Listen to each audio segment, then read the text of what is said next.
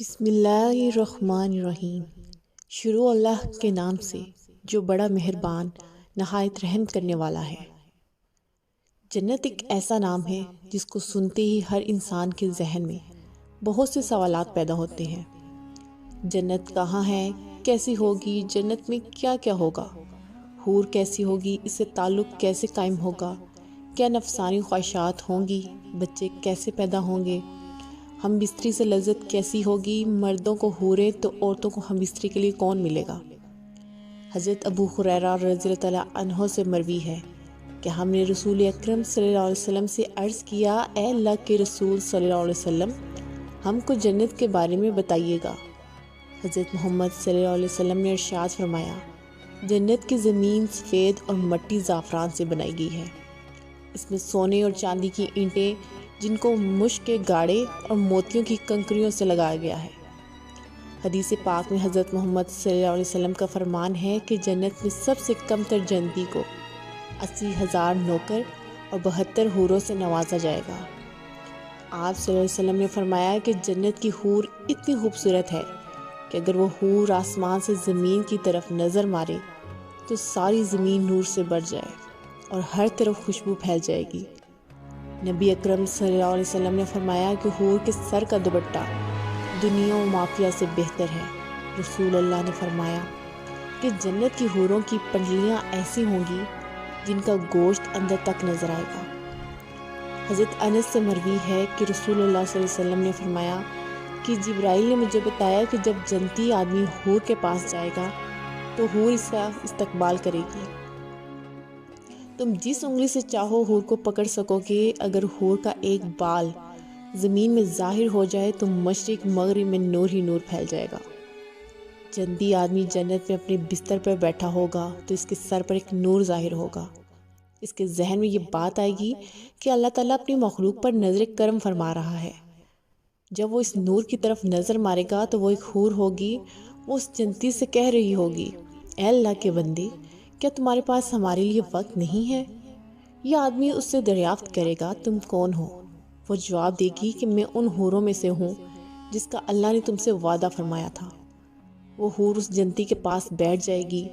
ابھی وہ جنتی اس حور سے گفتگو کر رہا ہوگا کہ ایک اور حور اس بندے کے پاس آ کر کہے گی، اے اللہ کے ولی، کیا تمہارے پاس ہمارے لیے وقت نہیں ہے؟ اس طرح وہ جنتی ایک حور سے دوسری حور سے باتیں کرنا شروع ہو جائے گا۔ حضرت سیدنا عباس رضی اللہ تعالیٰ عنہ سے مروی ہے کہ اگر جنتی حور اپنے ہاتھ کا کچھ حصہ زمین اور آسمان کے درمیان ظاہر کر دے تو وہ زمین والے اس کے حسن سے آپس میں ہی فتنہ میں پڑ جائیں۔ اگر وہ اپنا دوپٹہ زمین پر ظاہر کر دے تو زمین اس کے آگے جھک جائے۔ اگر وہ اپنا چہرہ ظاہر کر دے تو زمین اور آسمان کی ہر چیز ظاہر ہو جائے۔ اس کے بعد فرمایا کہ اگر جنت کی کوئی خاتون اپنا تھوک سمندر میں ڈال دے تو سارے سمندر شہد سے بھی زیادہ میٹھے ہو جائیں۔ یہاں سوال یہ پیدا ہوتا ہے کہ مردوں کو جنت میں حوریں عطا کی جائیں تو پھر جو عورتیں جنت میں جائیں گی ان کو کیا ملے گا؟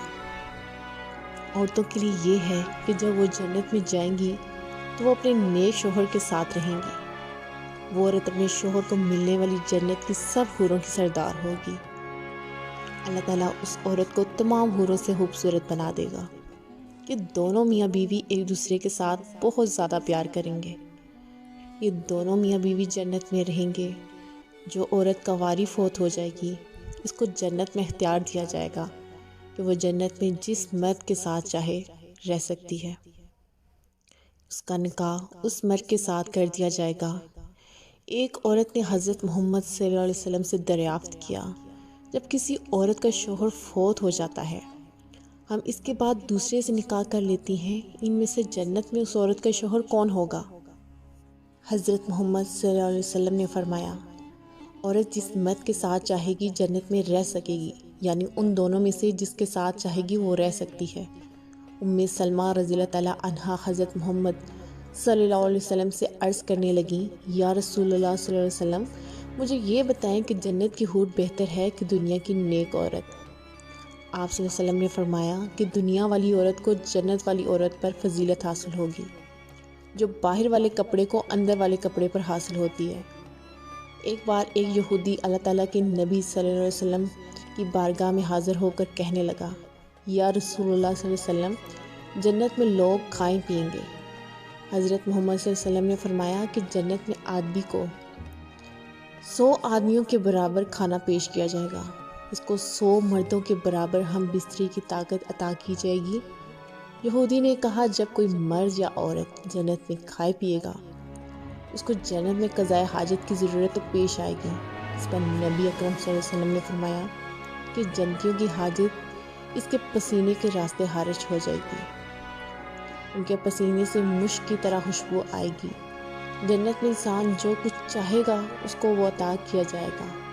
ایک روایت میں ہے کہ مرد اپنا ہاتھ اس حور کی کمر پر رکھے گا تو سامنے طرف سے سینے کی طرف کپڑے اور گوشت کے اندر سے اپنا ہاتھ دیکھ لے گا۔ مزے کی بات یہ ہے کہ مرد جب بھی حور سے صحبت کرنے جائے گا تو اسے ہر بار کنواری ہی پائے گا، لیکن اس ہم بستری سے کسی کو کوئی تکلیف نہ ہوگی اور نہ کوئی رطوبت اور خون کا خراج ہوگا۔ مرد اپنی حور کے جسم کو ویسا ہی پائے گا جیسا وہ چاہے گا۔ حضرت ابو ذرین عقیلی رضی اللہ تعالیٰ عنہ سے روایت ہے، حضور صلی اللہ علیہ وسلم نے فرمایا، نیک مرد اور نیک عورتیں جنت میں ایسے ہی لذت پائیں گے جیسے تم دنیا میں لذت پاتے ہو، اور وہ تم سے لذت حاصل کرتی ہیں۔ اگر کوئی مومن جنت میں یہ خواہش کرے گا کہ اس کی اولاد پیدا ہو تو اللہ پاک اس کی یہ خواہش بھی پوری فرما دے گا، کیونکہ جنت میں جنتی کی کوئی بھی ایسی خواہش نہ ہوگی جسے پورا نہ کیا جائے۔ اس بارے میں ترمذی شریف میں ہے، حضرت ابو سعید خدری رضی اللہ تعالیٰ عنہ سے روایت ہے کہ رسول اللہ صلی اللہ علیہ وسلم نے فرمایا، مومن جنت میں جب اولاد چاہے گا تو حمل، زچگی اور پرورش اسی وقت ہو جائے گی جیسے وہ چاہے گا۔ اللہ تعالیٰ سے دعا ہے کہ اللہ تعالیٰ ہم کو جنت میں اعلیٰ مقام عطا کرے، آمین یا رب العالمین۔